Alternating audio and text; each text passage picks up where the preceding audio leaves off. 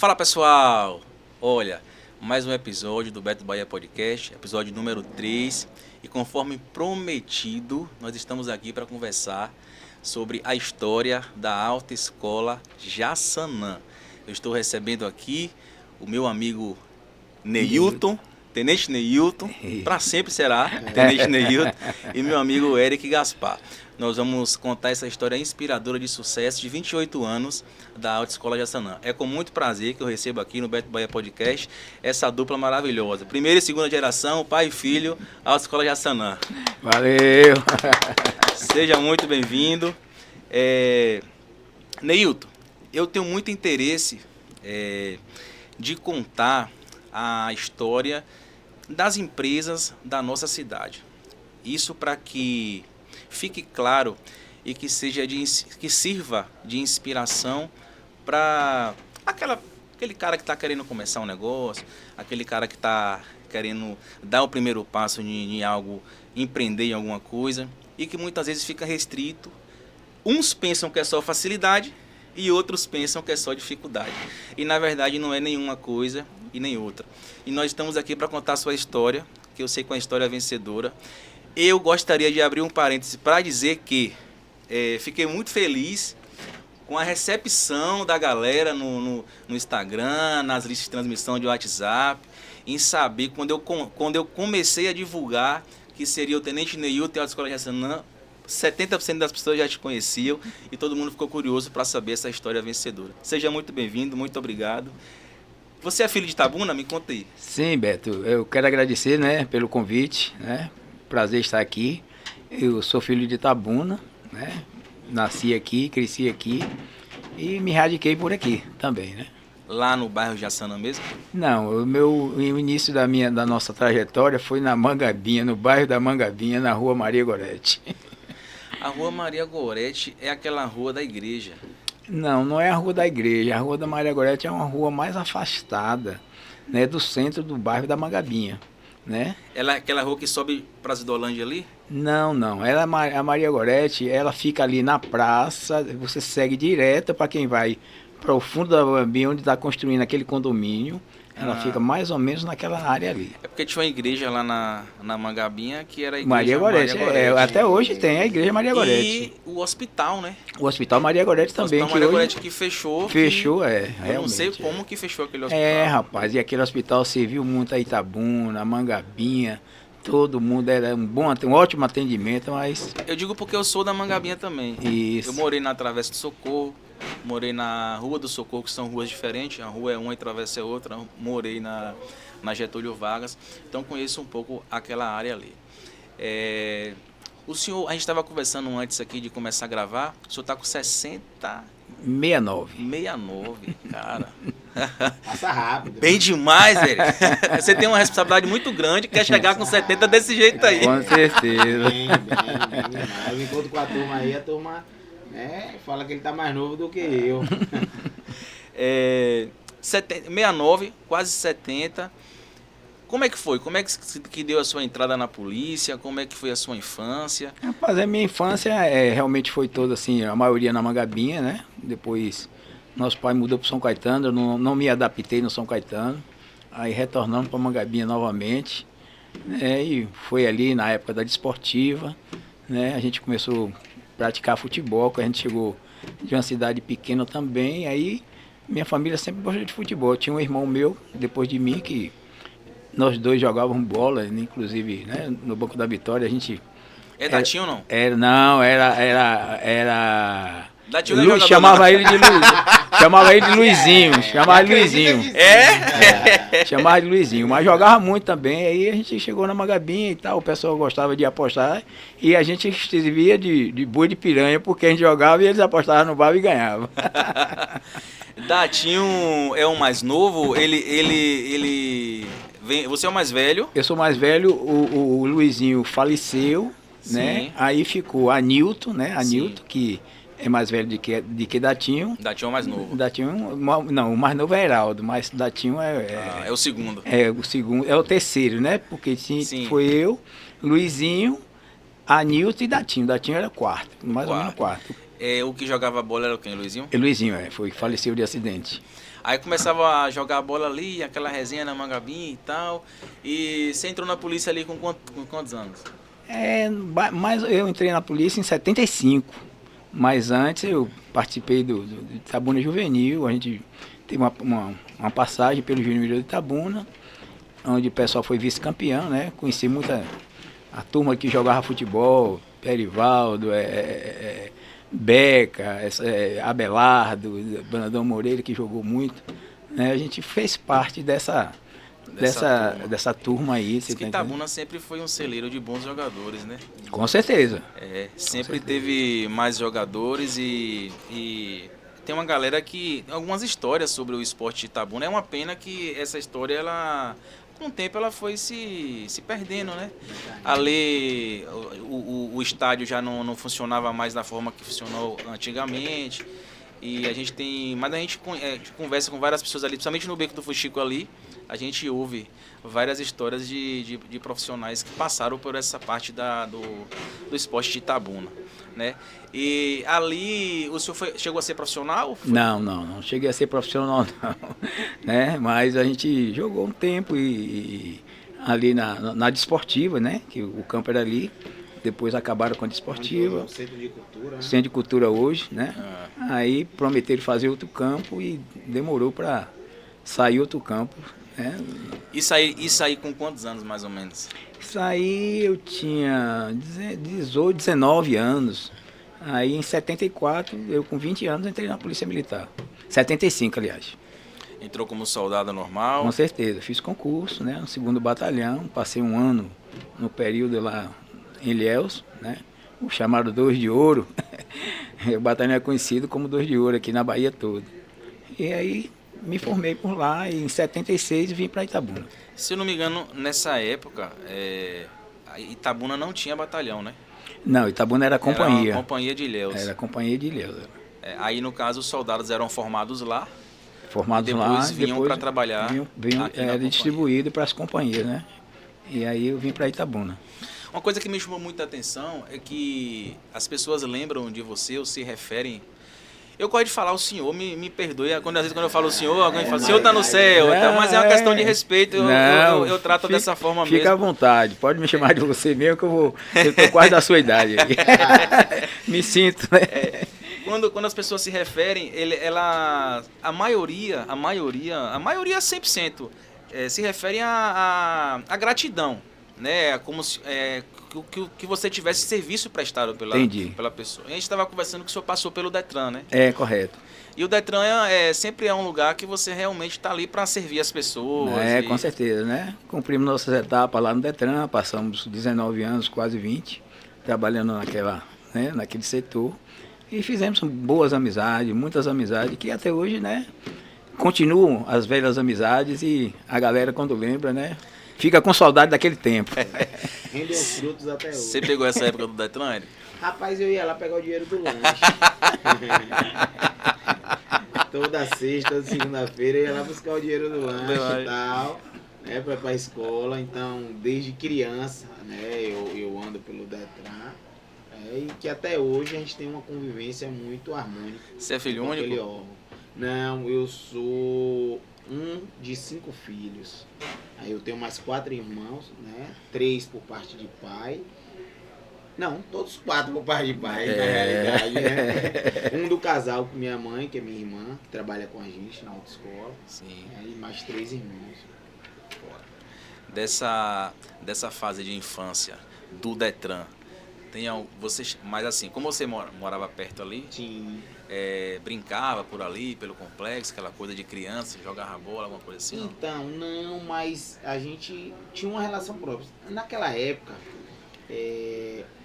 as pessoas eram muito mais conectadas do que hoje. Hoje a gente sabe que a globalização afastou um pouco as pessoas. Então naquela época não tinha rede social. A rede social era a rua. A rua. Tinha que ir pra rua, brincar, andar, jogar bola, peão, pipa, gude. Então a gente estava mais próximo nas festas que o Detran naquela época, que era a época de ouro também da nossa região, né, promovia vários eventos, era um órgão que era muito muito solícito, até porque sempre né, estava à disposição das pessoas, algo muito aberto. Então, vira e mexe nas minhas lembranças são as festas, os encontros, né? Toda semana os funcionários faziam encontros, então a gente estava sempre presente, principalmente por estar morando tão próximo. Né? Então foi uma época muito especial, tinha um jogo de futebol que viajava para longe, então ia a família também. Foi uma época que eu tenho várias lembranças muito boas. Ô Neilton, você já trabalhava na polícia e também trabalhava no Detran. As duas coisas ao mesmo tempo ou foram períodos diferentes? Porque o Detran sempre teve um convênio com a Polícia Militar. E alguns setores necessitavam assim, do policial para dar mais uma conotação assim, Verdade, de respeito. sempre foi presente mesmo. Tá entendendo? Então eu era adido ao Detran, tá entendendo? Verdade, porque depois me parece que separou mais, né? O Detran virou um órgão mais Correto, estadual, mas antigamente ele era muito ligado à polícia militar. Polícia, então geralmente sempre, os diretores eram capitães. Isso. Então Verdade, as diretorias eram compostas por militares que conheciam da matéria, na realidade, de trânsito, de tudo, né? Que eu atuei muito nessa área. E alguns setores precisavam, assim, da presença, né? Hoje não, hoje o pessoal é escolhido politicamente, são indicações políticas, você está entendendo? Que são pessoas boas também, né? Que continuam prestando um ótimo serviço. Falando em sociedade. política aí, você é uma pessoa tão querida que passou nos cargos no Detran que, querendo ou não, eram cargos de indicação política por várias gestões, né? Com certeza, Então você passou ali na época de Azevedo, passou na época de Fernando Gomes também? Passei. Fernando Gomes, Geraldo, Santana, Coronel Aloísio, né, Mozinho, que foi delegado, também trabalhou com a gente. Então é uma época muito, muito boa que a gente relembra e se sente confortado, porque realmente aprendi muito, né, com meus comandantes. Ao todo foram quantos anos de Detran? 19 anos. 19 anos. Agora vamos lá.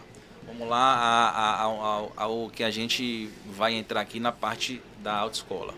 Quando que o senhor teve a ideia e quando que deu esse estalo de falar assim, pô, tô aqui no Detran, porque aí já entra a visão do empresário, a visão do empreendedor. Você ali você era um funcionário público, com sua estabilidade, bem relacionado politicamente, passando por várias gestões, com seu cargo, tudo tranquilinho, todo mundo gosta de você. Quando que dá o estalo do empresário de falar assim, pronto, eu tô vendo que uma autoescola que já existe não faz isso, eu tô vendo que isso aqui não tá legal, eu vou fundar uma autoescola. Como é que isso iniciou na sua cabeça? Há 38 anos atrás, né, eu construí uma casa e fiz uma parte em cima que eu não tinha assim, ideia do que fazer, né? Ou morar em cima, e eu sei que durante esse tempo o espaço era grande, entendeu? Mas a gente não tinha intenção de... Tinha intenção de ter um comércio, mas aí o que foi que aconteceu? Nós pegamos assim esse local, aí surgiu a ideia de colocar uma autoescola. Mas na época não tinha capital, não tinha dinheiro, não tinha nada. Entendeu? Não tinha nada. Então, a mãe de Eric, que é minha ex-esposa, né? Vamos colocar uma autoescola. E aí ela trabalhava na Antártica, né? Trabalhou muito tempo na Antártica aqui em Itabuna, com o Finado Teobaldo. Trabalhou muitos anos. E aí fizeram um jogo lá da loteria, ela ganhou lá uma parte lá. E resolveu investir em um Fusca. Em um Fusca, e eu peguei esse Fusca com muito sacrifício, com muita amizade. Chamei os amigos, rapaz, eu quero reformar esse Fusca aqui. Aí coloquei lá, fez chaparia, fez pintura e tal, e a gente resolveu. A autoescola ainda não era credenciada pelo Detran, tá entendendo? Não tinha esse credenciamento ainda. A primeira autoescola que teve aqui foi a de Severino, né, o finado Severino, pai de Dr. Bira, a gente também procura informações com ele. E aí com ela, nem carteira ela tinha, nem habilitação ela tinha. Aí resolveu tirar a habilitação, e aí ela se juntou com uma senhora também, chamada Leonor, né? E aí combinaram para Leonor dar aula, e ela também no meio aí desse imbróglio todo, eu sei que foi surgindo devagar, e nós... O senhor, você percebeu dificuldade dentro do Detran, olhando com uma visão lá de quem estava lá dentro? Você percebeu dificuldade das pessoas em tirar a habilitação? As pessoas chegavam sem saber dirigir direito? Essa ideia da autoescola partiu muito disso? Você viu essa oportunidade de ganhar dinheiro com esse tipo de visão? Ou como é que foi essa ideia inicial, assim? O porquê da decisão de abrir uma autoescola e não um mercado, por exemplo? Não, eu já tinha experiência, né, do Detran, de como funcionava, né, como era que funcionava o sistema. E aí essa experiência eu trouxe, repassei para o pessoal, que a escola hoje é uma escola familiar, né, que são a ex-esposa e meus filhos, que não tem sócio por fora, porque você sabe, sócio é uma coisa difícil, sociedade é difícil hoje. Mas não é né? negócio, né? E aí, não, vamos colocar em família mesmo, vamos aqui, trabalhando aqui igual formiguinha, né? Agora fazendo a coisa certa, né? Nós sempre aprimoramos pela coisa correta, né? Então, a minha formação militar, né? Nunca gostei assim, né? Apesar de trabalhar num órgão que era mal visto pela sociedade, como um órgão corrupto, mas na realidade, esse tempo que eu passei lá, eu deixei boas amizades, nunca me envolvi em nada, nunca respondi processo nenhum com relação a coisas mal feitas, e hoje a gente transmite isso, né, para o nosso comércio, para a nossa família, para os nossos amigos, a confiança, o respeito, né? Então a gente criou uma marca, e essa marca hoje é reconhecida não só na cidade, mas como na região. O primeiro carro então foi um Fusca. Um Fusca. Eu vou complementar, né? Complementando o início dessa história. Então ela nasceu da necessidade do empreendedorismo, que a gente sabe que a maioria das famílias brasileiras precisam do complemento da renda. E na oportunidade, a gente era criança, eu tinha 10 anos, minha irmã tinha 14, e minha mãe queria dedicar mais tempo à família, né? Então, através de um negócio, como o meu pai já tinha esse envolvimento com o Detran, já tinha uma né, queira ou não queira, uma referência. E um relacionamento também. E também, movido pela realização de um sonho recente, ela tinha aprendido a dirigir, né? Então, ela juntou a referência que a gente já tinha, né, pelo fato dos anos trabalhado no Detran, que meu pai tinha, com um sonho recém-realizado. E é legal a gente falar essa referência do sonho, porque até hoje a gente transmite aos nossos colaboradores e aos nossos clientes que na autoescola de Assana a gente não tira a carteira. A gente ensina a dirigir e promove a realização dos sonhos, principalmente para a mulher, né? Naquela época, há 28 anos atrás, como até os dias atuais, ainda existe um preconceito que a mulher não dirige. Que a mulher não dirige ou que a mulher não dirige bem. Então, é muito interessante a gente falar isso, porque, né, a idealizadora, uma mulher naquela época formada, onde nem era obrigatório passar por autoescola, a gente nem sabia que viria a ser obrigatório, né? Naquela época, na década de 90, estava começando a movimentação da necessidade da criação do novo Código de Trânsito Brasileiro, que foi tramitada em 97, aprovada em 98, né? Implementada ali entre 98 e 99, onde foi regulamentada, deixou de ser autoescola e passou a ser Centro de Formação de Condutores. Então, oportunamente, né, a gente estava no lugar certo, na hora certa, né, e aí surgiu, aí veio todo o processo de evolução, de quando não era obrigatório, passando a ser obrigatório, da história da autoescola, né, que começamos ali com Fusquinha, como o Paulo falou, com poucos recursos, né, Fusquinha, se você esquentar demais, o motor pega fogo. E não foi diferente com a gente, o motor pegou fogo, né? Mas graças a Deus, há muito trabalho, né? Há muito comprometimento, a gente vem vencendo, e a autoescola hoje, como ele falou, né, se torna uma marca conhecida na cidade, na região, né? E isso é muito gratificante pra gente. Quem dava as primeiras aulas? Então, as primeiras aulas não foi nem a minha mãe, porque ela era recém-habilitada. Então tinha uma pessoa que inclusive deu aula a ela, Leonor, que Deus a tenha. Na mulher também? Uma mulher também, uma mulher guerreira, forte. Guerreira, forte, de personalidade, aquela mulher mesmo, né? Determinada, que pegava na mão das mulheres fortes para ensinar a dirigir. Aí minha mãe conduzia, não, Leonor, a mulher reclamava. Devagar. Rapaz, ela pegou aqui, não, Leonor, ela calma, dava, isso aqui é uma dava empresa, tal, a gente tem que tratar, né, da forma correta.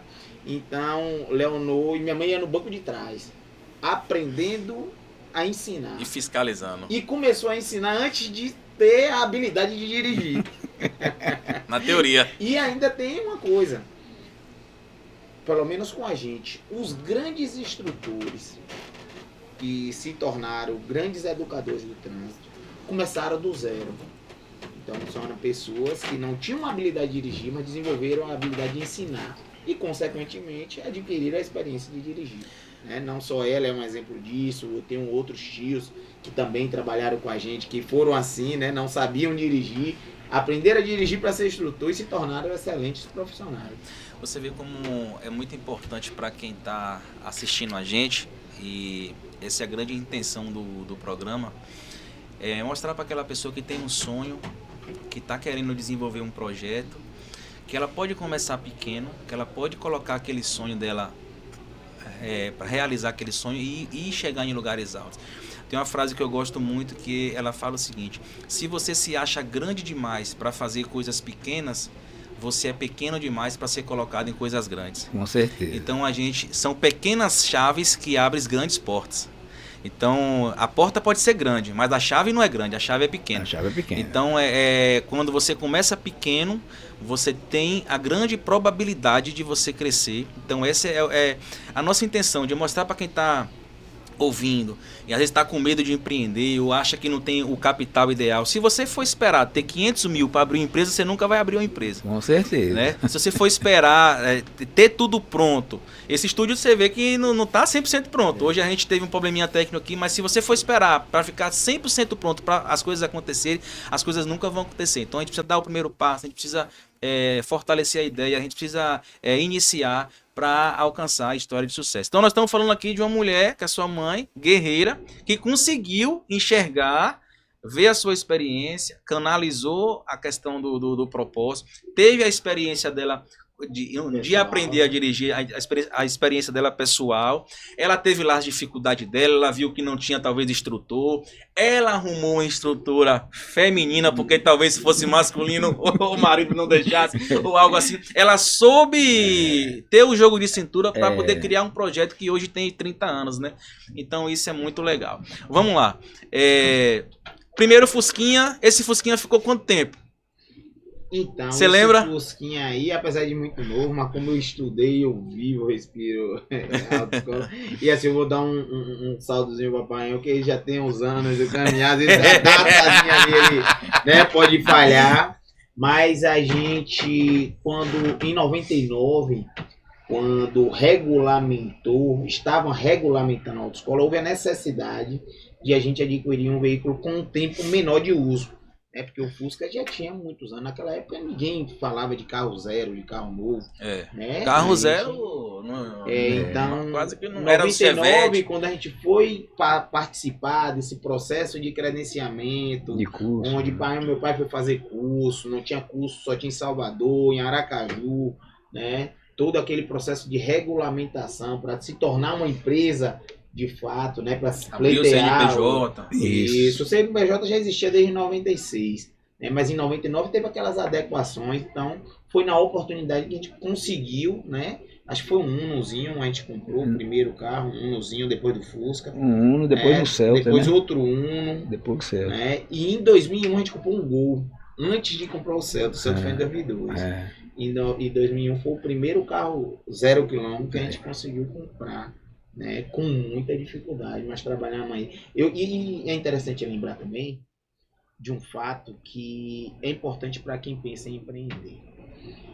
Eu lembro que minha mãe me contava muito, e meu pai também, que ele falava em 96, 97, ela trabalhava para pagar Leonor, porque ela não dava aula.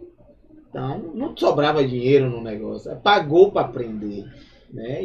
E hoje em dia, às vezes, a pessoa quer começar um negócio, mas já quer ganhar, e às vezes quer ganhar muito, não quer passar pelo processo. Né? Eu lembro que eu falava assim, rapaz, esse negócio, tá, rapaz, você tá trabalhando aqui só para pagar a secretária, mas não, vai dar certo, vamos ali, batalhando, persistindo, e realmente, em alguns momentos do empreendedorismo, seja ele no início, no meio ou no final, a pessoa trabalha para pagar a conta.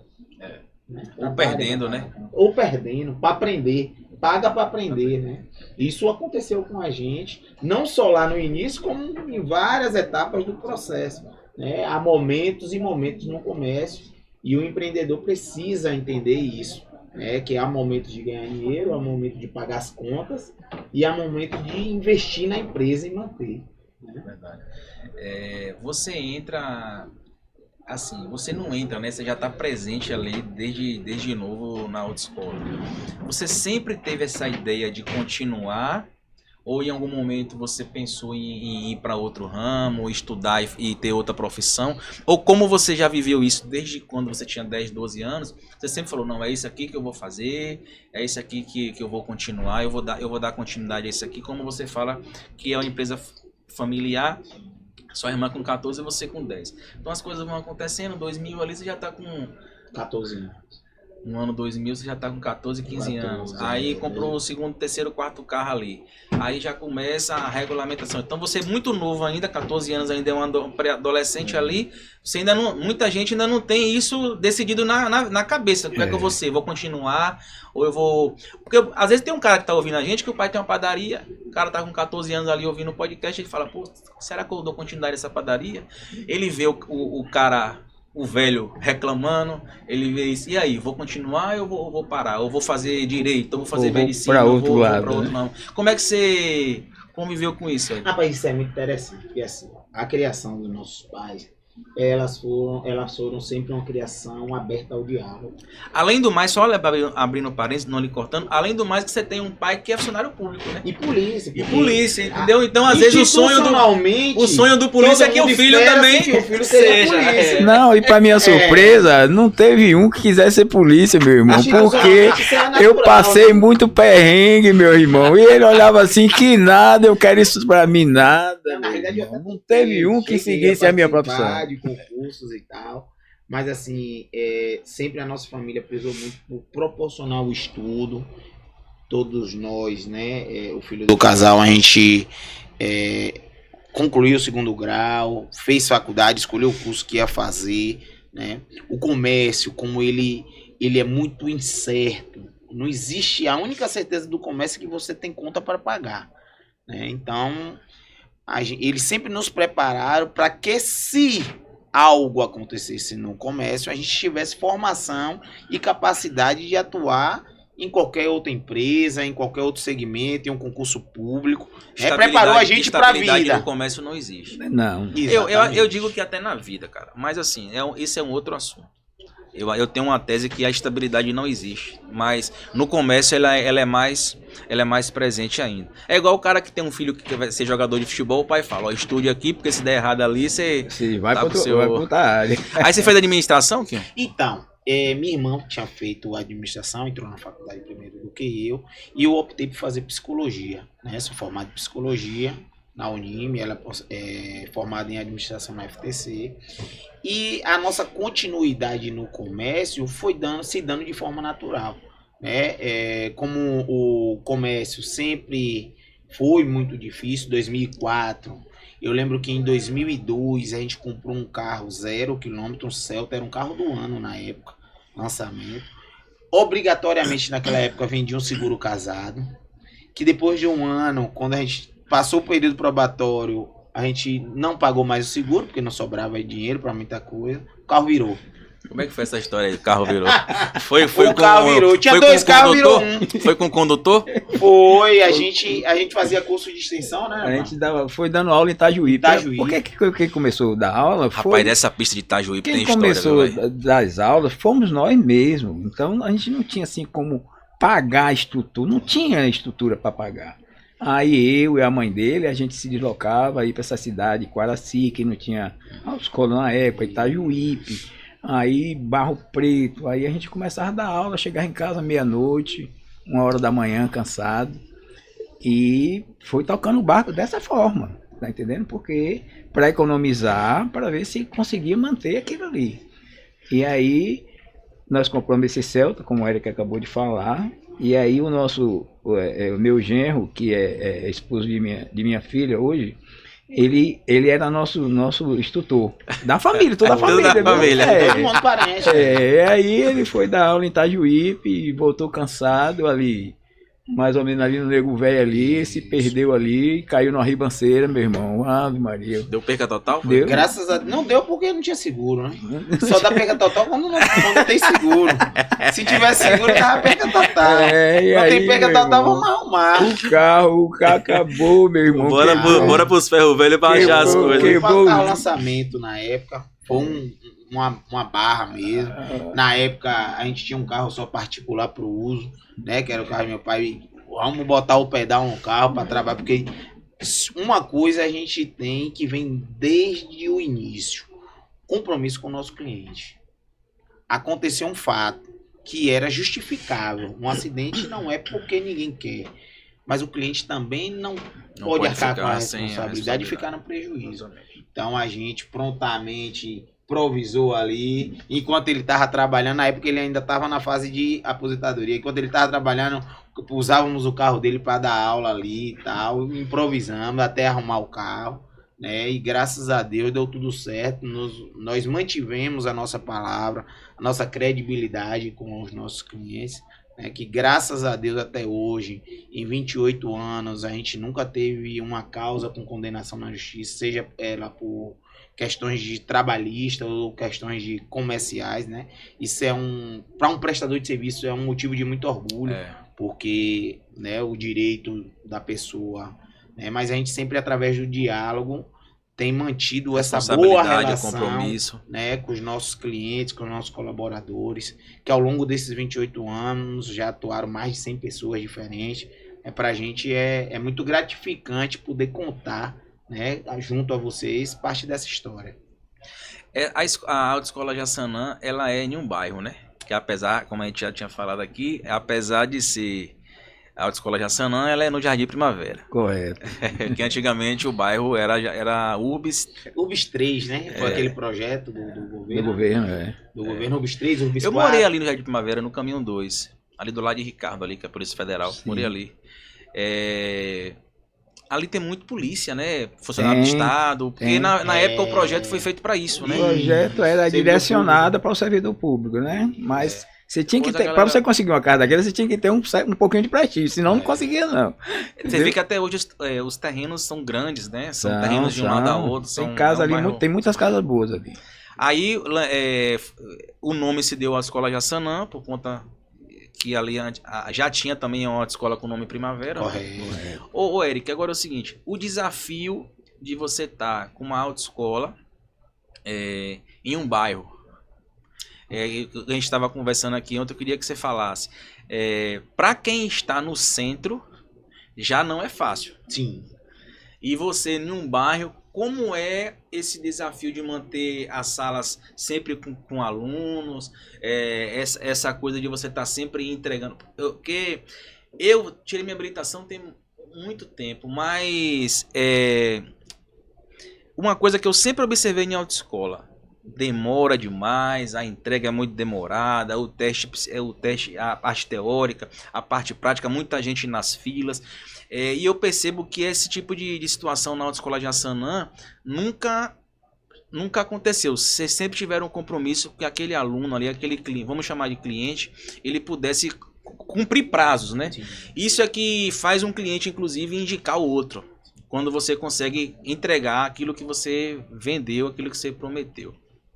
Como é que você lidou com isso de estar num bairro, de buscar cliente, de prospectar? Você chega para a administração da empresa, já com ali 15, 18 anos, não sei, com essa ideia, ali já começa a formar, a tecnologia já começa a chegar, Orkut, Facebook e tal. Você já vem com essa visão diferente, como é que você fez para captar mais clientes e crescer o negócio? Então, na realidade, na nossa administração, a gente deu continuidade. E, lógico, implementando tecnologias novas. Eu costumo de falar que a palavra correta é se reinventar a cada dia e a cada mudança. Né? E recentemente tivemos um fato muito... um momento muito desafiador no comércio, que foi a pandemia. Mas, voltando um pouco lá atrás, quando a gente citou a questão do acidente do carro, em 2002... onde em 2003 a gente tinha aí 7 anos de empresa ainda engatinhando, por iniciativa da gestão de meus pais, a gente já fazia algo diferente desde o início. A gente ia dar aula na cidade fora, onde ninguém queria ir, porque a gente tinha que ir para lá com o carro, ir para lá com o instrutor, ir para lá dar as aulas práticas, pedir autorização ao Detran, um processo altamente burocrático, custoso, porque uma coisa é você gastar gasolina para dar aula na sede, na cidade.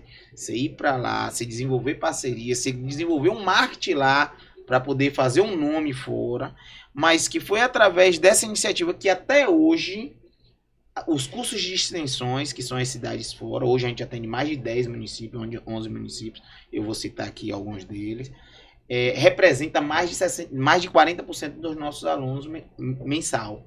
Então, o desafio de se manter no bairro foi se reinventar a cada dia. E hoje, 90% dos nossos alunos são fora da região do bairro, mas porque a gente conseguiu, desenvolvendo tecnologias, né, conseguiu estabelecer essa relação com a região. A gente deixou de ser uma empresa da cidade e passamos a atender a região, que pertence à Quinta Ciredrã, que são pactuadas 22 cidades. Só que nas cidades onde existe autoescola, a gente não pode fazer curso de extensão.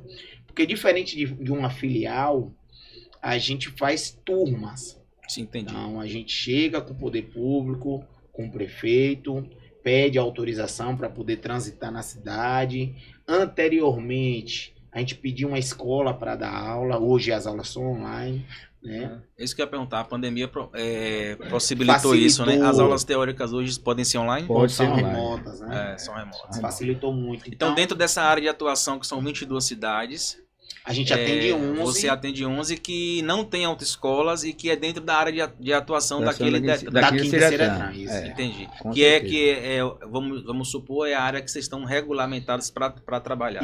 Então vocês vão onde a galera não vai. Com certeza. E esse é o diferencial, né? Esse diferencial é muito bom para os prefeitos da cidade, porque nós levamos toda a tecnologia, toda a aparelhagem, os veículos, os instrutores para aquela cidade, para o cidadão não se deslocar de lá para vir para Itabuna tirar a habilitação. Então, é um custo que eles já não deixam de gastar, entendeu?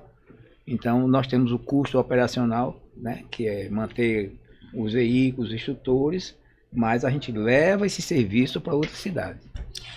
Além de ser uma estratégia comercial, a gente costuma dizer que esses cursos de extensões, ele promove dignidade. Porque o que acontece? A gente chega na cidade, principalmente o pessoal que mora ali na zona rural, ele é um batalhador, ele com muita dificuldade consegue adquirir seu veículo, trabalha ali na feira, às vezes, nos finais de semana, tem o dinheirinho guardado, que o bom pagador é o da zona rural, que tá com o dinheirinho guardado lá em espécie, tem nem negócio de Pix. E aí o cara se vê impossibilitado de cumprir 120 dias em Itabuna para tirar a carteira.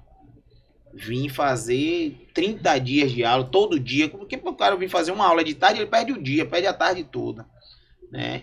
Então, quando a gente chega, e muitas vezes esse condutor, ele andava pela marginalidade, ou seja, andava pelas vias não pavimentadas, porque a fiscalização sempre estava presente nas vias pavimentadas, e a gente vê pelos relatos de vários alunos que a gente promoveu, além de realizar o sonho, promoveu a dignidade, porque aquele pai de família que queria muito suor, pegar o carrinho no final de semana para vir Itabuna no shopping, não podia vir.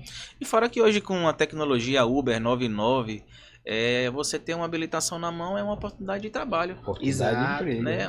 Você pode ser um taxista com o carro de alguém, você pode ser um motorista de aplicativo, e para muitos pais de família ter uma habilitação na mão é uma honra. Né? Eu fiquei um tempo sem habilitação. Minha habilitação venceu E eu relaxei. Sem habilitação não, fiquei com a habilitação vencida, né? Sim. A gente fica naquela, né? Muito conhecimento dentro da cidade e tal. O cara para no tal. Aí eu passei vindo de Salvador, passei numa Blitz Federal. Aí o cara pegou minha habilitação e falou assim, ó, tá vencida. Eu falei, rapaz, pandemia e tal. O cara, ó, vou lhe devolver. Mas tem colega que não devolve. Aí eu falei, pô, passar por isso é ruim. Aí eu fui lá e agilizei a minha habilitação. Mas quando eu peguei a minha habilitação de volta, a nova agora, foi um sentimento pô, você anda tranquilo, Liberdade, né? Entendeu? Ela lhe dá o direito de você andar em todo o território nacional. Com certeza. Então você se sente também ali um cidadão brasileiro, né? Você tá na estrada ali sem dever nada pra ninguém. E esse deve ser o sentimento de um cara que tá na zona rural, acostumado a pegar estradas não pavimentadas ali. O cara entra na estrada pavimentada, ele pode ver uma viatura da Polícia Federal que ele não vai ter problema nenhum. Ele pode ver Então isso é muito bacana, você trazer essa dignidade pra galera. Falando das mulheres, você sabe me dizer porcentagem de alunas, mulheres e homens hoje, já que a Autoescola Hassanã tem essa via esse viés feminino. Então, rapaz, hoje as mulheres, elas dominam, né, o trânsito. Eu acredito, eu não tenho um número exato, mas eu acredito que 40% dos nossos alunos sejam mulheres, né? E mulheres são as que menos se envolvem em estatísticas de acidentes do trânsito. Existe esse preconceito institucional da mulher no trânsito, mas elas são as mais cuidadosas. Dizem que o carro da mulher, ele é mais cuidado por fora, só o motor que é meio... Não tem manutenção. Tô brincando. Pra gente não ser cancelado. Mulheres são maioria. Mulheres são maioria. Ela sai de segunda às vezes. Mas aí o cara vai comprar um carro, se for de uma mulher, ele vai comprar um carro conservado. Você tá entendendo que elas têm mais, né? Mais visão, mais cuidado, hoje, mais inclusive, zelo. nós temos mulheres como motoristas de aplicativo. Sim. Eu já Meu vi. amigo, a mulher tá entrando no mercado de trabalho dirigindo carreta, meu Isso pai. a gente tem mulheres lá que tiram... Carteira D? Carteira D. Carteira mesmo? Né? Não são nem em volume grande, mas temos vários, se a gente for buscar na internet, várias profissionais que estão dirigindo aquelas carretas enormes. Então a mulher pode estar onde ela quiser estar. É verdade. Isso é uma realidade. É verdade. E sua mãe é exemplo disso, né? Exatamente. Que há 30 anos atrás, se hoje, querendo ou não, a gente, bem menos, lógico, mas a gente ainda tem um pouco de preconceito ou machismo em relação a mulher estar dirigindo. Você imagina há 30 anos atrás o quanto isso não era visto de uma forma diferente, né? E a gente sabe que o brasileiro é apaixonado por carro. Com certeza. Hoje nós temos uma preocupação com a inclusão, né? A inclusão de pessoas deficientes. Eu acredito que aqui na região, a primeira autoescola que tirou a habilitação de surdos e mudos foi a Autoescola de Hassanã. Nós já conseguimos atingir esse público. Nós temos uma carência, porque esse público não é numeroso, né? E há uma dificuldade dessas pessoas na inclusão de tirar a habilitação, porque nós tínhamos uma banca médica aqui em Itabuna, e o diretor da banca médica era o Dr. Vandic, mas o Dr. Vandic se aposentou. Essa banca médica hoje, né, Gilson tentou reativar no Detran. Está até em fase de reativação. Colocou um setor, eu acho que ele está reativando de novo, porque esses exames eram feitos aqui, agora mudou tudo para Salvador. Se a pessoa tiver uma deficiência, tem que ir para Salvador fazer, né, esses exames especiais, tem que passar por uma banca especial. Mas aí eu tive informação que isso está retornando de novo para trazer para esse público essas inclusões na habilitação. Mas nós já conseguimos tirar a habilitação de surdos e mudos. Deu um trabalho muito grande, porque você tinha que contratar intérprete, desafio, né? Nós hoje não temos aqui um carro adaptado. Um carro adaptado é muito caro. Para você investir nesse setor aí, você tem que ter uma demanda de pessoas. E também partir para essa parte de conscientização, né, cara? Tipo, o cara às vezes que é surdo e mudo, ele pode ter algum complexo de inferioridade lá que ele vem sofrendo lá da infância de bullying, tal. E você mostrar para esse cara que ele pode dirigir. é algo interessantíssimo, inclusive eu nunca tinha ouvido isso e queria parabenizar porque essa é uma ideia fantástica.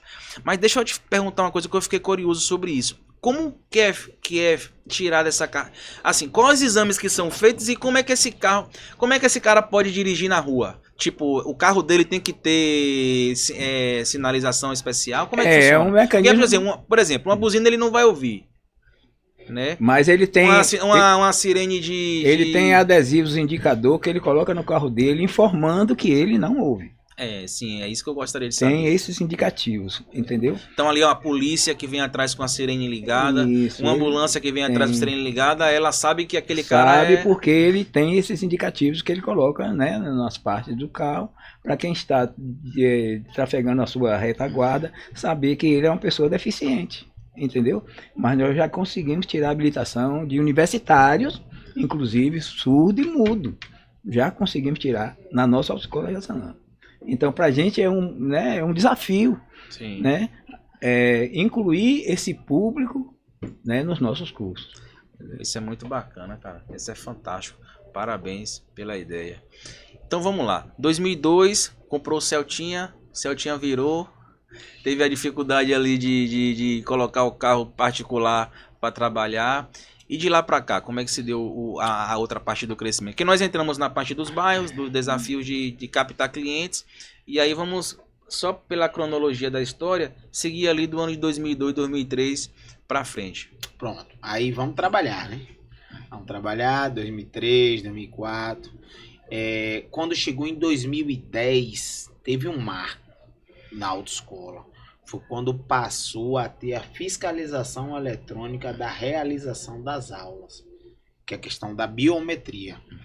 Então, em 2010, ordenou-se que as frequências iam ser auditadas através do sistema biométrico nas aulas teóricas e práticas. As frequências dos alunos? Dos alunos e dos instrutores.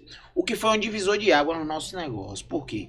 Por ter uma cultura militar, né, instituída por meu pai, minha mãe também é evangélica, ali sempre procurando fazer as coisas do jeito correto, a gente não tinha uma competitividade, porque quando era certificado, nem todo mundo assistia às aulas de fato e tal, então às vezes a pessoa conseguia diminuir seus custos ou matricular mais alunos, abrindo mão dessa frequência. Pessoas que já dirigiam. Pessoas que já dirigiam. Então, 2010 foi um divisor de água no nosso negócio, onde separou o joio do trigo.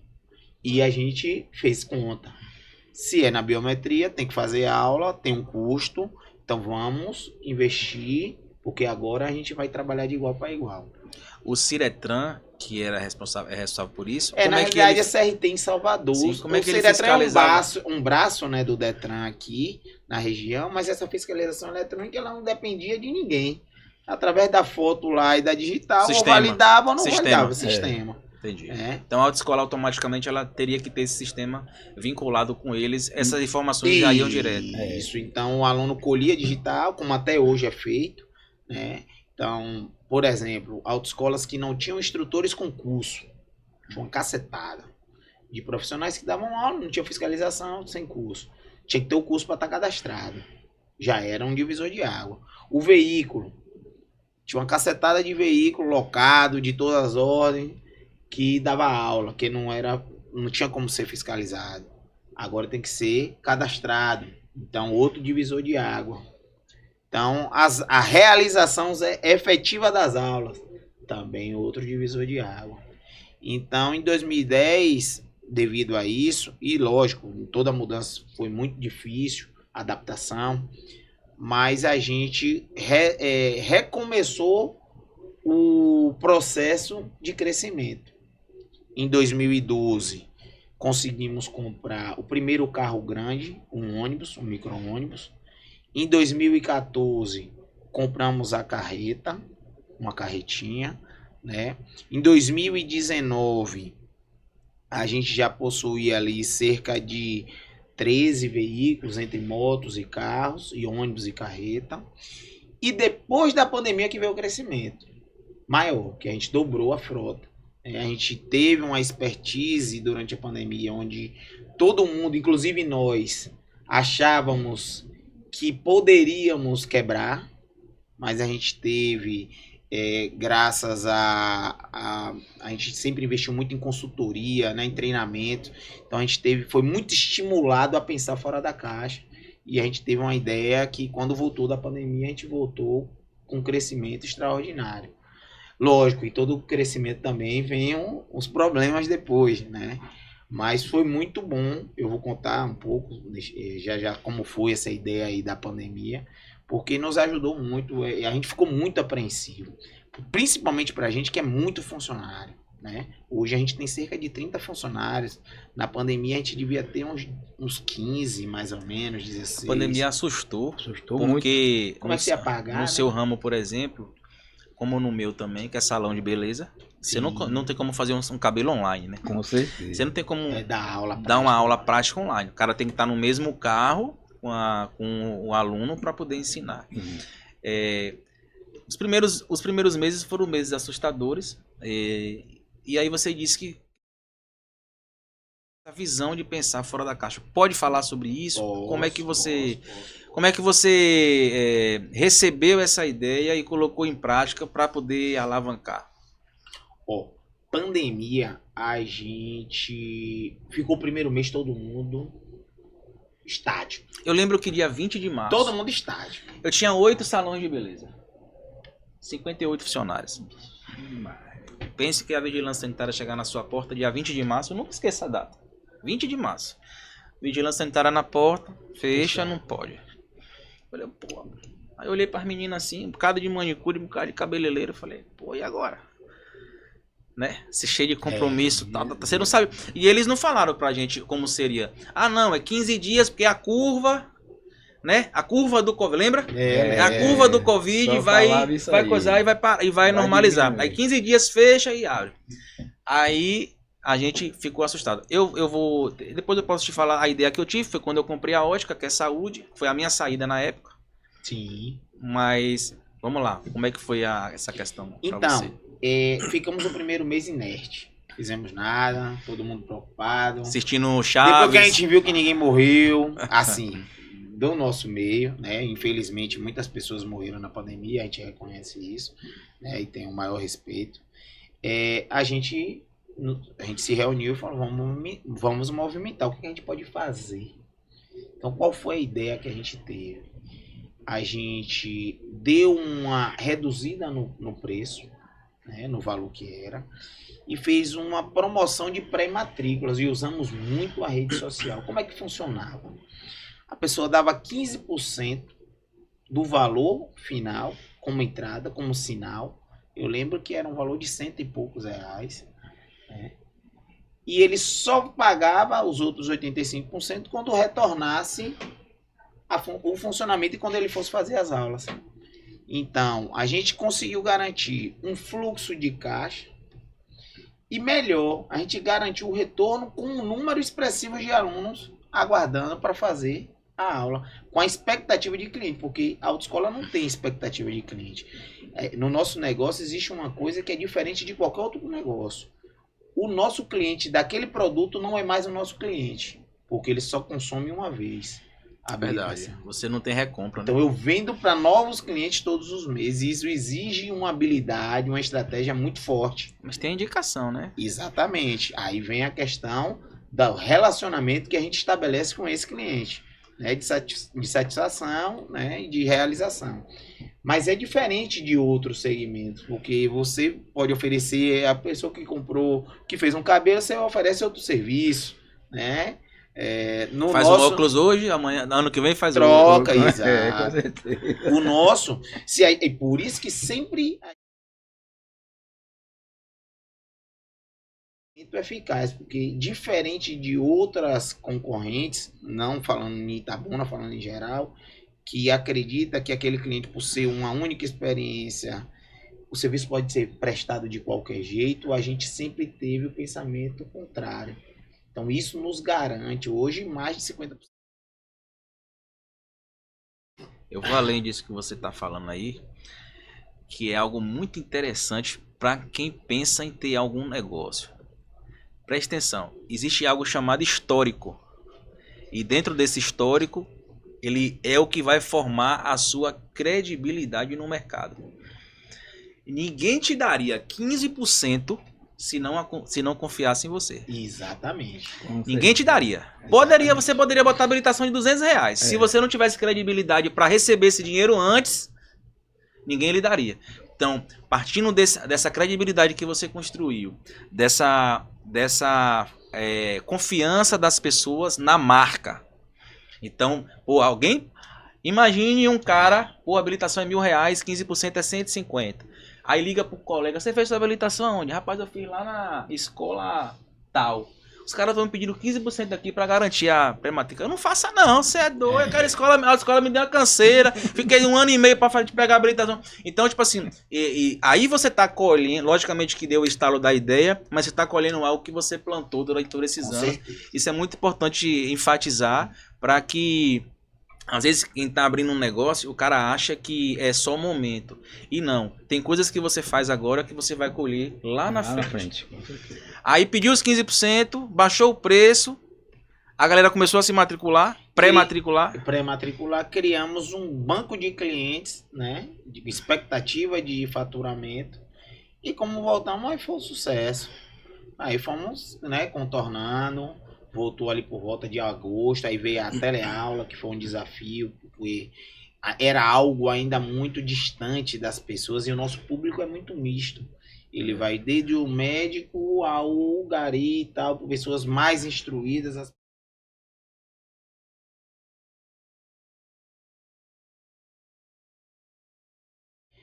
Capacitando, fomos em Salvador buscar informação, correr atrás e graças a Deus, mesmo criando esse aglomerado de clientes, a gente conseguiu dar conta, né, direitinho no ano seguinte. A gente dobrou, tinha 5 carros, 6 carros, foi para 10, 12, então, né, teve esse processo de evolução que depois foi retomando ao normal, né, porque a gente criou aí, eu acredito que nesses 3 meses, mais de 200 matrículas, foi um negócio fantástico. Que a gente não acreditava, mas foi oportuno porque tinha muita gente que passou a receber o auxílio. O auxílio estava com aquele dinheiro e esse dinheiro não precisava, eu vou investir na minha habilitação. E aí vou investir na minha habilitação. A gente fez um trabalho na rede social, no marketing também, que a gente já vinha num processo de evolução. Por isso que é importante para quem quer empreender ou já é empreendedor, investir em treinamento e capacitação. Não é custo, é um investimento. Então, graças a Deus, naquele momento a gente estava sendo num processo de capacitação, onde a gente foi estimulado a pensar em coisas diferentes para ter resultados diferentes. Dificilmente a pessoa que está num momento de dificuldade, fazendo a mesma coisa, vai ter resultados diferentes. Dificilmente.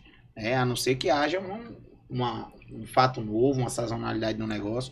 Mas normalmente a pessoa que pretende e quer ter algo diferente, ela tem que fazer diferente, para conseguir realmente obter êxito naquilo que ela faz. E a gente sabe que nesse processo existe o ideal e existe o possível. Lógico que o ideal a gente nunca perde de vista, mas enquanto você não consegue o ideal, você tem que fazer o possível.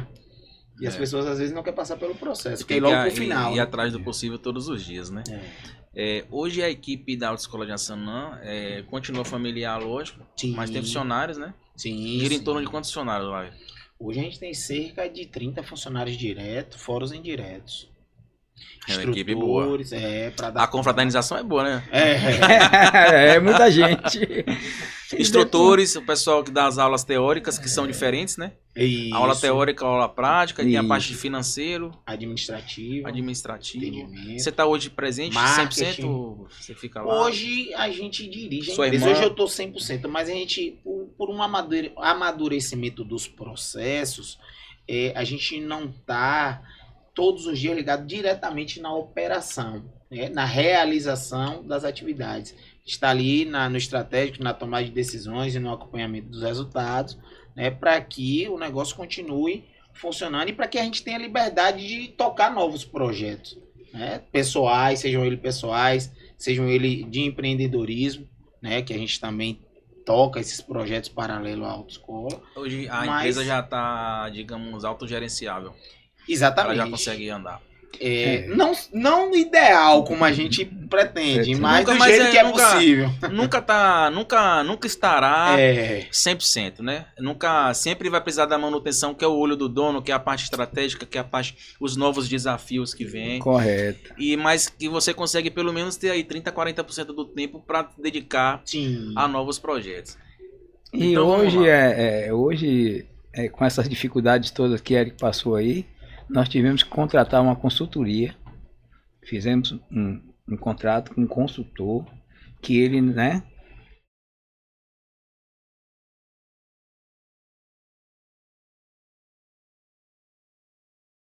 Metas a bater e tal, que nos trouxe muita experiência no ramo da autoescola. Foi entrar naquela parte que eu falei. O crescimento nem sempre é 100% bom. Ele traz alguns problemas que o empreendedor tem que ficar atento. Porque é o aumento da despesa. E quem vai dizer o resultado não é só a receita, só o faturamento. É o quanto você gasta para manter aquela operação. Não adianta você faturar muito e aumentar a despesa mais do que o faturamento. E para a gente, né, que somos empreendedores não de academia, mas da vida, na raça ali, a gente viu a necessidade e vê a todo momento de estar investindo em treinamento. Esse aumento de pessoal, de folha, de funcionários, ele aconteceu, já que você falou que teve um boom na pandemia, Sim. ele aconteceu de forma gradual ou você foi obrigado a, dentro de pouco tempo, aumentar a... Então, a gente costuma falar que em 2020 a gente tinha... Foi 2020? 19, né? 19, 2019 para 20. 2020, 96, a gente tinha 24 anos de empresa. A gente dobrou a empresa em um ano. É muita coisa. Por quê? Porque você, esse dobrar em um ano, vamos supor que você bota, cada mês ali, você bota 2, 3 pessoas. Um exemplo. Primeiro veículo, você dobra o veículo, dobra o combustível, né? Dobra os funcionários. Só que às vezes é um amadurecimento financeiro e de gestão para gerenciar isso tudo. Uma coisa que eu tenho uma curiosidade. Um compromisso com o cliente. Uma coisa que eu não ia tenho deixar curiosidade. o cliente, nem esperar um ano. Você tem... Cada veículo é um patrimônio. Sim. Como que você coloca a cultura na cabeça desse instrutor, porque assim, o cara precisa cuidar do carro ali. Sim. Né? E o carro tem depreciação. E o carro tem natural. depreciação, a manutenção dele mensal ali, ou não sei, de óleo, de pneu, né? Como que você implanta essa cultura de fazer o instrutor entender que aquele carro ali é um patrimônio da empresa, que o cara não pode deixar o cliente lá e vir dirigindo de qualquer jeito? Eu já vi carro de autoescola aí dirigindo de qualquer jeito e tal. Você já teve problema com isso? Tem ainda? Ou você já teve e resolveu?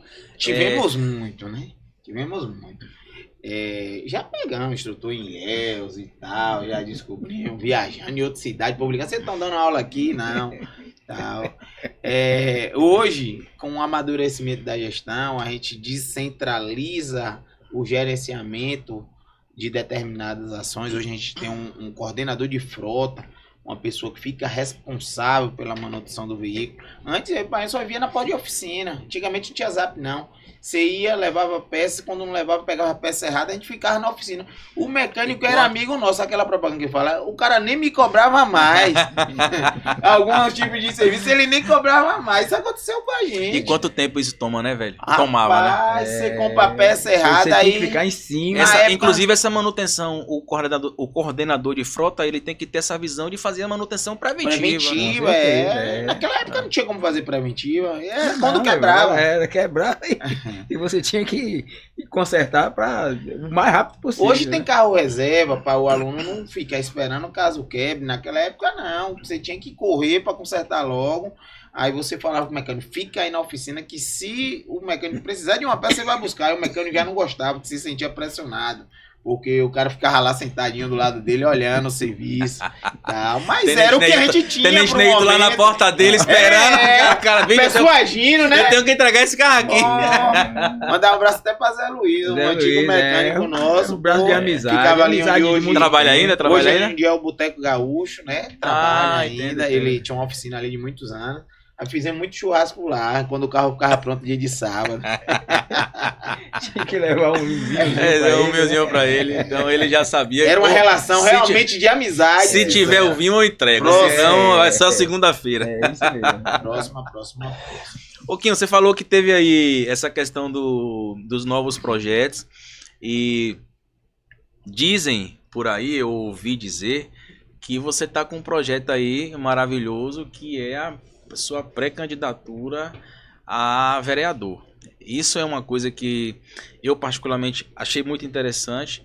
Eu acho inclusive que você sai aí com uns 300 votos na frente aí, porque o homem aí já é o cabo eleitoral forte. Seu pai nunca quis. Sempre foi aclamado para isso, a gente sabe, a gente conhece a história, sempre pediram, sempre foi cobiçado para isso, e ele nunca quis. Quando que você tomou essa ideia? Como que você enxerga hoje a política atual? E nós somos novos, né? Você tem 38? 37, vou fazer 37, 38. eu fiz 37, você vai fazer 38 nesse ano. Você é de 86, eu sou de 87.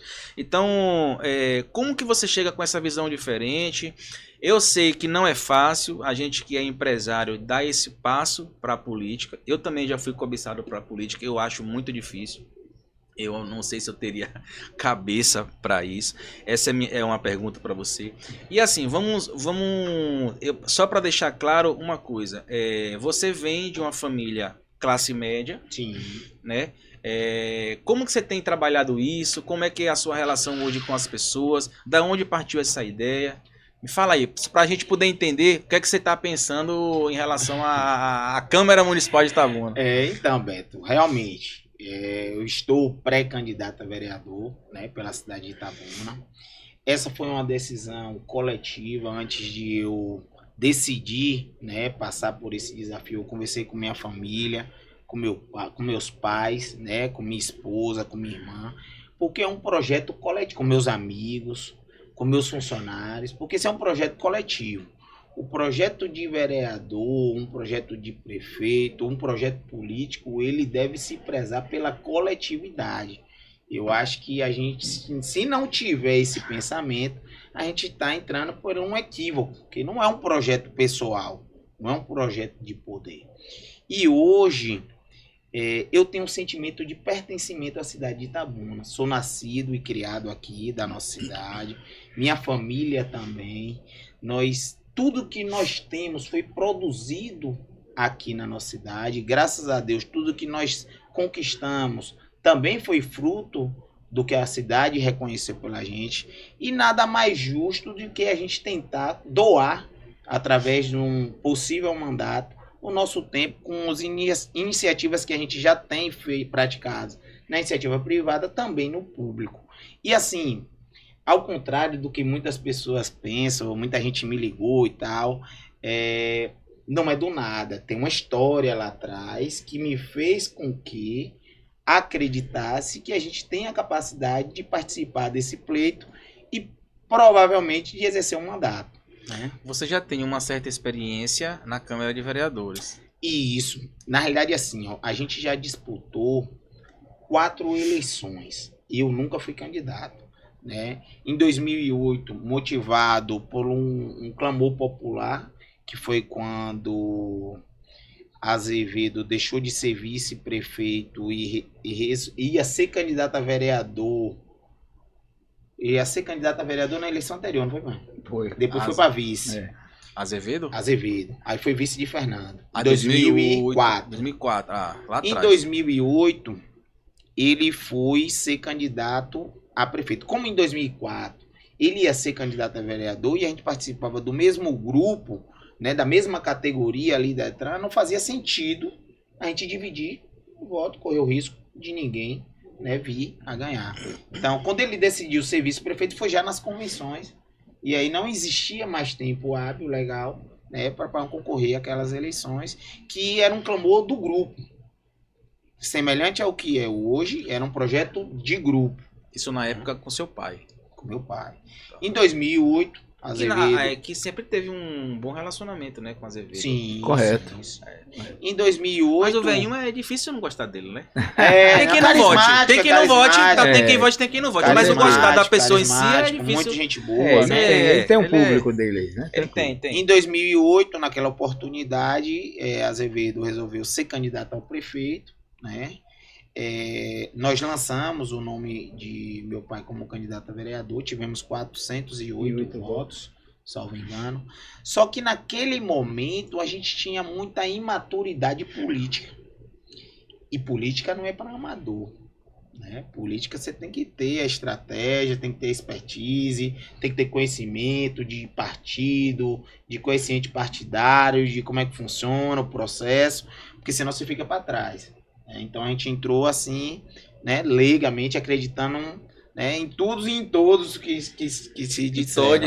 E tivemos uma votação expressiva, porque naquela época, diferente de hoje, não existia rede social. E o desafio da candidatura de meu pai era as pessoas que são amigos dele saberem que ele era candidato. Que naquela época era no papel. Mas pense aí o custo de você conseguir fazer com que toda a cidade de Itabuna soubesse que uma pessoa é candidata a vereador naquele momento. E na televisão, diferente do prefeito, o vereador só fala o nome. Fulano, seu nome. Ninguém nem vê. Tempo de televisão para vereador não conta. Então... passamos por aquele processo, né? Ele... 408 votos, que ano foi? 2008. Oxe, bem demais. Hoje o presidente da Câmara aí tá como presidente por quantos votos? 700 e pouco. Foi, 700 e poucos votos. O vereador eleito, menos votado, foi 500 e poucos votos. Entendeu? Então, bem demais, bem demais. Por isso que eu falei que você já começa com 300 votos. No mínimo. Cumpriu, porque a política ela é desgastante, cumpriu com o que o grupo só fazendo uma brincadeira. Queria, não levando isso a sério, assim... porque tem uma história que o cara falava que já ganhei. Aí quando foi ver só teve um voto. Aí ele perguntou pra mulher, pô, nem você votou em mim, só eu. Aí ela falou, mas você falou que já tinha ganhado. Não precisava do meu voto. Se não pedir o voto dentro de casa, pede. Eu tenho essa brincadeira com minha mulher direto. Então eu tô falando dos 300 votos, Aí, Beto, em 2012, nós apoiamos um amigo que também atuava no Detran. Naquela época a gente militou com o Coronel Santana, ajudamos a eleger o Coronel Santana, participou da coordenação de várias políticas e ajudou dentro do exercício da sua função vários grupos políticos, Capitão Fábio, Coronel Santana, o próprio Azevedo. Então em 2012 a gente apoiou um candidato a vereador, aí eu mais que encabecei essa parte, tratava um pouco mais com a questão do deputado, e ele ganhou, teve 1.830 votos, foi o segundo mais votado na época, né, e nos oportunizou assumir uma assessoria parlamentar de gabinete. Então, em 2013, ele tomou posse, eu fiquei como assessor parlamentar de gabinete até o ano de 2016, né, 2016. Veio as novas eleições, disputamos novamente com o mesmo grupo político, conseguimos a reeleição, né, e conseguimos a eleição para presidente da Câmara, né, o primeiro biênio de 2017 e 2018. Naquela oportunidade, eu fui convidado por ele para assumir a diretoria da Câmara, uma diretoria de uma Câmara que administrava naquela época mais de R$1.200.000 de recursos por mês, né? Tinham mais de 150 funcionários. Foi um desafio para mim, né? Mas eu tinha um alinhamento muito grande com ele, e graças a Deus a gente conseguiu realizar aquele desafio com sucesso, né? Tivemos as contas aprovadas no biênio, nos anos de 2017 e 2018. A Câmara tinha vindo de um processo de rejeição de contas anteriores, isso foi muito bom e importante para a sociedade. A tratativa com o erário público, né, com responsabilidade, e desde o início do projeto, quando eu fui convidado, eu falei que eu só participaria se fosse algo sério, porque a gente já tinha um histórico na empresa, a gente já tinha um histórico de formação familiar, e jamais eu queria ou admitiria me envolver em algo que viesse a vir um escândalo, né? Depois desse biênio, a gente passou a presidência, outro candidato entrou e a gente ficou sendo chefe de gabinete, tomando conta do gabinete. Enquanto diretor, eu tive a oportunidade de conviver não só com o vereador, mas assumir os 21 gabinetes. A responsabilidade sobre os 21 gabinetes. É uma gestão, né, cara? Então, aquilo ali me possibilitou entender como funciona desde a tramitação dos processos na Câmara, das atividades administrativas ali naquele momento, e entender que é possível sim, se a pessoa tiver um preparo, uma capacidade, um grupo, fazer um diferencial. E isso é o que me move hoje para colocar o nosso nome à disposição como pré-candidato a vereador da cidade de Itabuna. Por ter passado por esse processo, por não estar enganado de que é o mundo das fantasias, como muita gente acredita que, né, ganhando uma política para vereador, a vida dele está resolvida. Pelo contrário, eu estou lá para tentar melhorar a vida das pessoas, não é a minha vida. Né? Graças a Deus, o pouco que a gente conquistou ao longo desses anos é o suficiente para a gente viver. Então é um desafio em a gente estar aí colocando o nosso nome à disposição justamente para fazer um bom serviço à sociedade de Itabuna, como uma devolutiva de tudo que Itabuna já possibilitou à nossa família. Né? Hoje é importante você dizer isso, para que... Porque às vezes a pessoa que está de fora, ela olha e fala, oxe, ele que é doido. Do nada quer aparecer na política e tal. Às vezes tem gente que olha com bons olhos, tem gente que olha com maus olhos. O cara vai olhar pra mim e falar, um playboy desse que ia aparecer na política, um playboy desse que ia aparecer. Mas às vezes não sabe o processo, como você já citou, a sua capacidade de experiência, a sua parte por dentro da câmera e tal. Eu não tenho dúvidas da sua capacidade, né? Você se mostrou dentro da sua empresa e da sua capacidade de gestão, de gerir pessoas, de gerir administrativamente. Você teve acesso à administração da Câmara e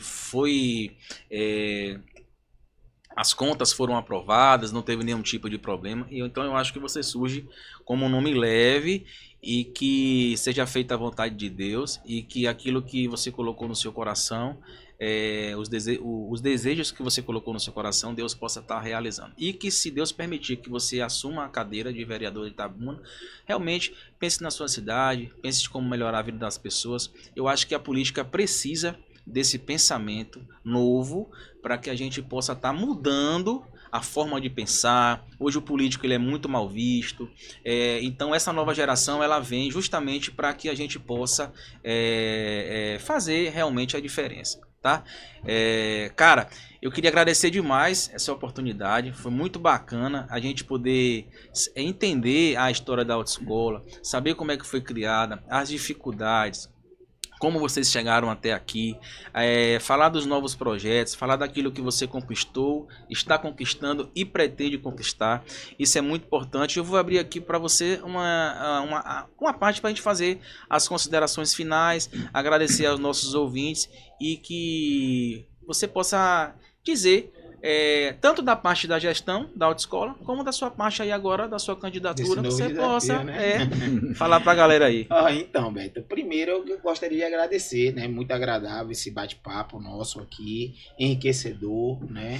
E para trazer também informações que talvez ficam restritas a gente, para que as pessoas saibam como tudo aconteceu, né? Principalmente na questão do empreendedorismo, né? Eu gostaria de aproveitar a oportunidade também para convidar a todos os familiares, os amigos e as lideranças políticas, né, que me apoiam. No dia 8 de maio, a gente vai realizar um evento de pré-candidatura, né, de lançamento de pré-candidatura, no dia 8, às 19 horas, no auditório do Hospital Beira-Rio. A gente convida toda a sociedade de Itabuna e os amigos a participarem, para a gente mostrar nossas propostas, os nossos projetos, o porquê da nossa candidatura, né, e o porquê da necessidade de a gente contribuir com Itabuna. Tem muita gente que fala, quando a pessoa é candidato, que a pessoa não precisa. Você não precisa ser candidato. Realmente, a pessoa não precisa. Agora, a cidade precisa de candidatos. Você tem que votar em... a visão justamente cidade é essa. precisa de Você não pode votar em quem precisa. Com certeza. Né? Então, Porque se você vota em quem precisa, aquilo vira um cargo muito pessoal. Para você resolver sua vida. E o pensamento da população deve ser diferente. Eu preciso colocar uma pessoa lá que não precisa, mas que tem a visão de fazer algo diferente pela sociedade. Isso é muito importante. Fiscalizar, né? Que o papel do vereador, na realidade, é fiscalizar as contas. Fiscalizar o executivo. Você já passou por lá, já tem experiência apresentar projetos de melhoria para a cidade, que é carente. Nossa cidade é carente de muita coisa. Eu lembro que Itabuna era Salvador, a terceira cidade da Bahia. Itabuna chegou a ser a terceira cidade da Bahia. Hoje nós declinamos, estamos na 7º ou 8º lugar. Você pegou uma cidade como Vitória da Conquista, engoliu a gente. Engoliu Conquista, engoliu Itabuna. A gente. Eu já trabalhei em Conquista, tá? Hoje Conquista é um celeiro. O comércio de Itabuna comércio de Itabuna hoje, cara, não flui. Entendeu? Eu queria, inclusive, o meu podcast não tem um viés político, mas assim, eu gostaria de como empresário, de estar vivenciando. É só você passar na Cinquentenário, quantos pontos tem para alugar, quantos empresários querendo passar loja, quantas pessoas estão sendo desempregadas. Então, um apelo ao nosso prefeito, às autoridades, olhe para o comércio é a maior fonte de renda da cidade. O prefeito divulgou uma nota dizendo que a Itabuna teve não sei quantas carteiras assinadas. Eu não sei de onde é isso, porque eu demiti 4 funcionários em pouco tempo. Então a gente precisa ter uma visão diferente do que como o comércio está funcionando. Você pega, por exemplo, uma época de Natal, a Rui Barbosa não tem nenhum tipo de incentivo. O calçadão da Rui Barbosa. Então fica assim, a minha crítica construtiva, não estou aqui fazendo política, não tenho partido político, nem nada disso. É justamente para que a gente venha com essa visão diferente.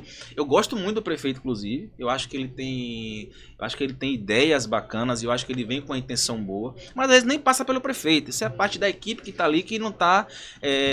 aqui eu não estou criticando o prefeito em si, nem que é esse, nem que é aquele, nem nada. Estou dizendo que a gente precisa ter ideias de pessoas novas, como vereadores, e até o próprio prefeito, de montar uma equipe diferente para que a cidade possa desenvolver. A minha preocupação é a cidade, não é a pessoa, é a cidade. E pegando esse gancho, Beto, e por sentir a mesma dor que você sente enquanto comerciante, que é uma das coisas que também me motivam a me colocar à disposição para ser candidato, para representar também essa classe. A gente acredita que as discussões que tramitam na Câmara de interesse dos empresários, ela não tem uma representação ativa. A gente teve aí o problema do IPTU, o problema do Alvará, recentemente, que a categoria não estava representada. E é importante a categoria pensar nessa necessidade. Você tem uma pessoa que enxerga do lado de cá, né? Nessa necessidade da representatividade. Eu me coloco também à disposição da categoria, enquanto um comerciante, para representá-la, porque é muito importante. Eu queria deixar também registrado um abraço à comunidade do bairro Jardim Primavera, a qual a gente tem empresa, que funciona há 28 anos, e que hoje também sofre com essa falta de representação. Itabuna, infelizmente, durante alguns processos e na atual legislatura, os vereadores acreditam ser representantes de uma determinada localidade só, não é da cidade. A gente, quando assume um compromisso legislativo, ele é com a cidade de Itabuna, não é só com uma classe ou com um bairro, E infelizmente a nossa região ficou essa não cultura, né? E isso, uma região que tem um bairro desenvolvido e tem problemas poucos, mas que precisam ser resolvidos, E inclusive está até acontecendo um movimento agora do PAI na região, que eu acredito que vai amenizar um pouco, Então eu não poderia deixar de falar do Jardim Primavera, porque é um bairro que a gente tem uma empresa há 28 anos localizada, onde a gente promove lá geração de empregos, renda para os comerciantes locais, segurança, porque o fluxo de carros e de veículos de alunos promove a segurança ali também na nossa região, E eu queria deixar isso registrado, do nosso compromisso enquanto empresário e enquanto pré-candidato com aquela localidade. Tenente Neilton, Muito obrigado. Sua história é maravilhosa. Vou repetir, fiquei surpreso com a receptividade das pessoas e a forma como as pessoas são gratas a você. Eu vou te dar aqui alguns minutos para o senhor agradecer e fazer suas considerações finais. Roberto, eu quero agradecer, né, o convite, né? Para mim é um prazer enorme aqui, né? Te conhecer, velho, porque é salutar a gente conhecer pessoas igual a vocês aqui, né? O nosso irmão aqui também, o proprietário daqui é Barbosinha, é meu amigo há mais de 40 anos, né? A gente vem sempre tendo esse bom relacionamento com ele e com vocês aqui não foi diferente.